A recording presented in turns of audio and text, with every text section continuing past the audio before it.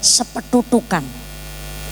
Kita yang asal muasalnya dari sepetutukan getih, dari segumpal darah, bisa menjadi piyayi-piyayi seperti di keluarga besar PGRI Provinsi Jawa Tengah, ayu-ayu, ganteng-ganteng, berilmu, berakhlak dan beradab.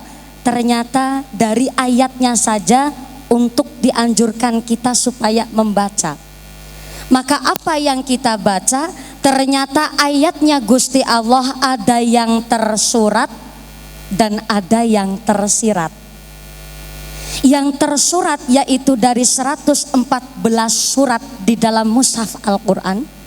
Dan ternyata ayatnya Gusti Allah pun yang tersirat, bentuknya adalah alam semesta dan lingkungan di sekitar kita, wajib kita baca. Maka membaca ayatnya Allah baik yang tersurat ataupun yang tersirat harus dengan bismi rabbikal ladzi khalaq, dengan menyebut asmane Gusti Allah. Contoh, kita membaca ayat lingkungan kita, ayat yang tersirat, maaf, di Cilacap itu ada hewan namanya tengu. Tengu itu bahasa Semarangnya, oh Sami. Saya kira itu Cilacap dan Semarang agak berbeda. Cilacap ngapak, Semarang bandek. Ternyata ada persamaan yaitu dalam penyebutan kewan tengu. What is a tengu? Tengu is a dulure kami tetap. Maaf, ini agak nyeleneh dan menurut kita mungkin cerita tengu pun sepele, Pak. Tapi tengu kewan sakmono cilike, maaf, kok bisa meteng duwe anak? Maaf niki nun sewu. Niku sepira gede bekakase jajal. Loh, ya maaf, ini pun dalam rangka sedang membaca ayatnya Gusti Allah. Sampai-sampai tengu, maaf, anakku manak beranak pinak, berarti anak tengu lanang, anak tengu wadon. Kok sampai punya anak berarti punya rahim, mungkin pun punya organ dalam sampai usus barangan, sampai mungkin ada tengu selingkuh juga mungkin ada.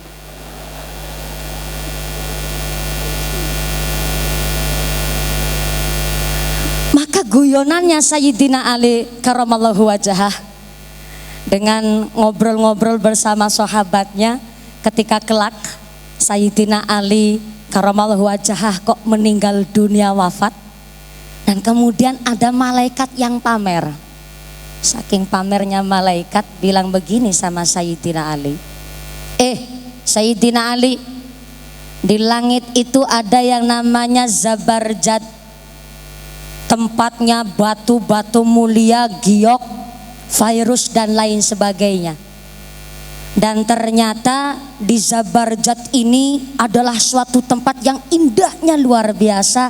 Sombongnya malaikat kepada Sayyidina Ali dan kemudian dijawab oleh Sayyidina Ali, kowe lagi cerita apa malaikat? Loh, saya ini sedang cerita kekuasaannya Allah Sayyidina Ali. Tapi ternyata Sayyidina Ali karamallahu wajhah langsung menimpali. Ya ngapurane ya malaikat. Nggo ngapa aku kudu adoh-adoh haring Zabarjad, tak wae ngerti nang dunya gie anak kewan jenenge nyamuk alias lemud. Lah lemud kewan semena cilike kon duwe anak, beranak pinak, bisa urip bahkan beradaptasi dengan baik nang endi bae bahkan anak nyamuk. Malaikat balik tanya, "Lah, Sayyidina Ali sampean ki lagi cerita apa?" Aku lagi cerita kekuasaan Gusti Allah. Bayangkan nyamuk kewan semena cilike duwe anak, beranak pinak, bahkan bisa meteng barangan. Lah niki kekuasaan Gusti Allah. Malaikat manggut-manggut. Oh, unik juga ya. yang tadinya malaikat mau sombong tapi ternyata ditimpali oleh Sayyidina Ali. Bahkan malaikat saja bangga atas ayat-ayatnya Allah yang berada di langit, maka kita sebagai makhluk di bumi pun harus bangga dengan ayat-ayatnya Gusti Allah yang ternyata pun dicipta teng alam bumi menika. Maka ternyata Raja Sulaiman mendapatkan kemuliaan dari Allah Subhanahu wa taala karena mampu membaca ayat-ayatnya Gusti Allah. Seperti kita paham kalau Bapak Ibu guru, apalagi guru-guru SD, guru-guru MI, guru-guru PAUD biasanya pinter untuk nyeritani kali siswa-siswinya. Ada seekor semut, ternyata semut ini titelnya adalah ratu. Ratu semut ini namanya Jirisan. Ternyata ratu semut Jirisan ini sedang memimpin konvoi. Tapi konvoinya ini konvoi semut. Konvoi semut sedang jalan baris berbaris melalui lintasan yang biasa dilintasi oleh pasukan semut. Ternyata terdengar dari suara kejauhan geradak. Ternyata ada Sulaiman beserta rombongan pasukan kudanya. Karena memang Nabi Sulaiman terkenal sangat mencintai hewan-hewan peliharaannya, termasuk pasukan kudanya yang terkenal sangat cepat larinya, hebat, kuat, maka menjadi kebanggaan hewan yang dipelihara oleh Nabi Sulaiman. Dan ternyata ketika krungu suara geradak-geradak ini, Ratu Semut langsung memberikan instruksi kepada pasukan. Kata semut, ya ayuhan namlut, wahai semut-semut sekalian, khulu masakinatun, masuklah mlebu aring jero ngerong. Ngerong niku bahasa Indonesianya bolongan. Bolongan. Ini nih, bingungnya di sini Pak Rektor. Kalau saya harus pakai bahasa ngapak, harus ada translate-nya. Rong itu leng. Ya, Semarang nyebutnya leng juga. Oh, sama. Jadi bahasa Cilacap rong, bahasa Semarang leng, bahasa Indonesianya bolongan.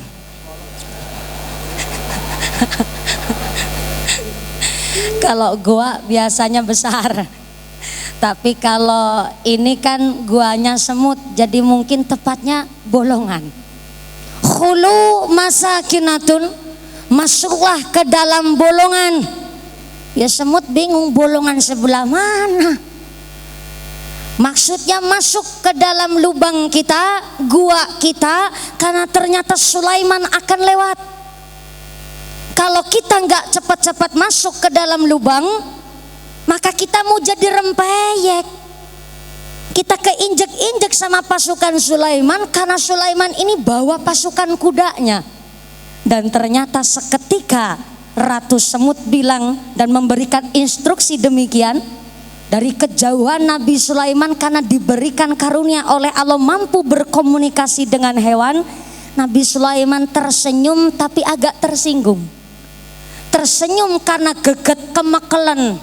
Ingatase semut saja mampu memikirkan keselamatan pasukannya. Tapi tersinggungnya, masa iya saya seorang manusia kok tidak mampu mencontoh dari pimpinan semut demikian. Sehingga Raja Sulaiman menginstruksikan kepada pasukan kuda, jaran, stop, mandek. Langsung maksreset ngeri mendadak. Ayo kita putar haluan, jangan sampai kita lewat jalur lintasan semut. Karena kalau sampai kita lewat jalan sini, maka kita termasuk mendolimi hewan semut. Akhirnya langsung putar arah, tidak melewati lintasan yang harusnya dilewati oleh Nabi Sulaiman. Dan setelah Nabi Sulaiman pergi, ratunya semut yaitu yang namanya Jirisan ngebatin, kok orasi taliwat. Berarti ternyata temenan Sulaiman tidak hanya seorang raja, tapi Sulaiman adalah betul-betul nabinya Allah Subhanahu wa taala. Saya bernazar ya Allah, Saya ingin memberikan suatu hadiah untuk mengucapkan rasa terima kasih saya kepada Nabi Sulaiman alaihissalam. Dan ternyata sesuai dengan nazarnya Ratu Jirisan ini, kemudian Ratu Semut datang seorang diri ke kerajaannya Nabi Sulaiman dengan membawa hadiah berupa sebutir gula pasir. Ya masa enggak nenggawa gula pasir seperapat, ya ketentotan gue nenggawa. Orang bawa sebutir semut aja udah, sebutir semut. Wong bawa sebutir gula pasir aja udah gedenya hampir sama semutnya.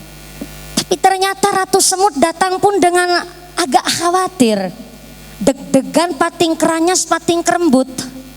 Kinyong tekaring kerajaan Nabi Sulaiman, kira-kira datangnya saya disambut atau tidak, diperkenankan masuk atau tidak ke kerajaan Nabi Sulaiman.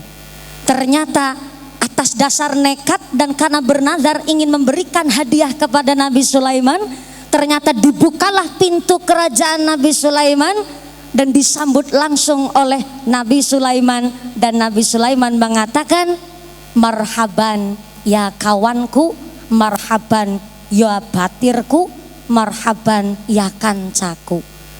Ternyata Ratu Semut sampai kaget, berarti ingatase aku kewan semene cilike pun dimuliakan oleh Nabi Sulaiman, terharu nelangsa. Kemudian Nabi Sulaiman mempersilahkan kepada Ratu Semut untuk manjat menek kepada badannya Nabi Sulaiman. Ternyata setelah naik ke atas badannya Nabi Sulaiman, oleh Ratu Semut ini yang dituju adalah area wajah pasuryannya Nabi Sulaiman. Karena Ratu Semut ingin memberikan sebutir gula pasir, maka yang dituju adalah area lati lisan tutuke Nabi Sulaiman. Setelah apa yang dimaksud Ratu Semut dipahami oleh Nabi Sulaiman, kemudian Nabi Sulaiman sambil mangap karo meled. Tapi nggak usah saya praktekin. Aki puasane niki Ramadan awan-awan pengajian. Ekon mangap karo meled. Kemudian oleh Ratu Semut ini setelah Nabi Sulaiman mangap, langsung sebutir gula pasir dilemparkan ke dalam mulutnya Nabi Sulaiman. Oleh Sulaiman langsung ditangkap, langsung diemut. Yang diemut gula pasirnya bukan semutnya, Pak. Setelah diemut oleh Nabi Sulaiman, merebes milih, nelangsa. Nabi Sulaiman menangis karena Nabi Sulaiman berpikir, ya Allah, ingatase semut saja mampu menyampaikan rasa terima kasihnya. Bahkan Nabi Sulaiman berpikir ki sebutir semut, kok sebutir semut, semut sebutir gula pasir embuh ulih kang nyolong, entah gawe entah nitor, ingatase semut tahu bagaimana cara berterima kasih. Bismi rabbikal ladzi khalaq, ini kalau bukan kekuasaannya Allah, tidak mungkin ada semut sampai mampu mengucapkan rasa terima kasihnya. Bahkan sampai-sampai saking pinter cerdasnya semut, dibuatlah tenggene Al-Quran surat An-Naml, karena saking cerdasnya hewan semut. Ini Nabi Sulaiman mampu diangkat kemuliaannya oleh Allah karena bisa membaca ayat-ayatnya Gusti Allah, baik yang tersurat maupun yang tersirat. Ingatase kewan sing ketone sepele nggih menika semut, tapi tidak dianggap sepele karena Nabi Sulaiman menganggap ini pun ayatnya Gusti Allah. Wa asa an takrahu syai'a wa huwa khairul lakum wa asa an tuhibbu syai'a wa huwa syarrul lakum. Jangan sampai kita menyepelekan hal yang sepele, karena bisa jadi Allah mengangkat derajat kita dari hal yang sepele. Sampai-sampai Nabi Sulaiman saja punya kebiasaan yang unik. Uniknya Nabi Sulaiman, ketika hendak sholat duhur, beliau sengaja berangkat lebih awal untuk duduk-duduk di serambi terasnya masjid. Sengaja beliau Nabi Sulaiman mencari orang yang maaf miskin, mencari orang yang maaf melarat untuk diajak ngobrol bersama di teras serambiknya masjid. Ketika sudah ketemu dengan maaf orang yang miskin, kemudian Nabi Sulaiman mengatakan, al miskinun yujalisu miskinan. Sampeyan karo aku ki pada melarate. Sebenarnya ini juga orang miskin yang diajak ngomong terus mikir, kepriwe pada melarate?